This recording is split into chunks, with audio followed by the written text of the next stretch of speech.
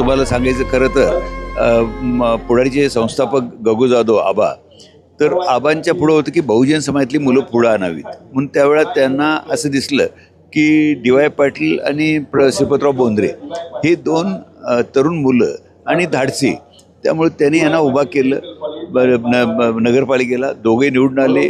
श्रीपतराव बोंद्रेंना त्यावेळेला नगराध्यक्ष केलं. नंतर ह्यांना आमदारकीची तिकीट दिली. म्हणजे त्यांना ह्याच्यात ते करवीरमध्ये श्रीपतराव बोंद्रे राहिले. तिकडं गगनबावड्याला पन्हाळबावड्याला दादांना दिलं तिकीट, डी.वाय. दादांना. आणि आबांनी डी.वाय. दादांना तिथं निवडून आणलं, कारण त्यांना त्या गगनबावड्याला लोकांना असं वाटतं की डी.वाय. दादा ह्या भागातले नाहीत, पण ते वडिलांनी सांगितलं, कारण वडिलांचं ते जन्मगाव, त्यामुळे त्यांनी सांगितलं मी आणि डी.वाय. दोन नाही, तर आणि त्यावेळेला 2 वेळा ते आले.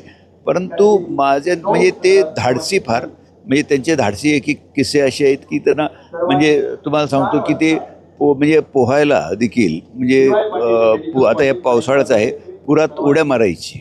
म्हणजे तुम्हाला एक किस्सा सांगतो की अण्णाप्पा पाडळकर तालमीचे पंचगत तालमीचे वसतात.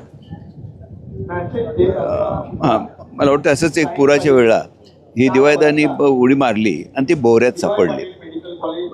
आणि त्यावेळेला ते अण्णाप्पा अण्णाप्पा पाडळकर त्यावेळेला ते ह्याच्यात होते, त्यांनी उडी मारली आणि ह्यांना वाचवलं. तर ते त्यांनी लक्षात ठेवलं आणि पाडळकर जरी वारले तरी त्यांच्या मुलांना दर महिन्याला पैसे दे वगैरे ते करून दे. म्हणजे त्यांचं मैत्रीला फार म्हणजे ज्याला आपण म्हणतो की जागणारे, आणि माझे आणि त्यांचे इतके मैत्री, म्हणजे आमची मैत्रीनंतर ह्या मैत्रीचं रूपांतर पप्पा नातेवाईकच झालं. पण म्हणजे त्यांना गाडीची हौस, म्हणजे कुठली गाडी नवीन आणली, आत्ताच मला जयंतराव पाटील सांगत होते की मर्सिडीज नवीन घेतली की ती सगळ्यांना घेऊन ते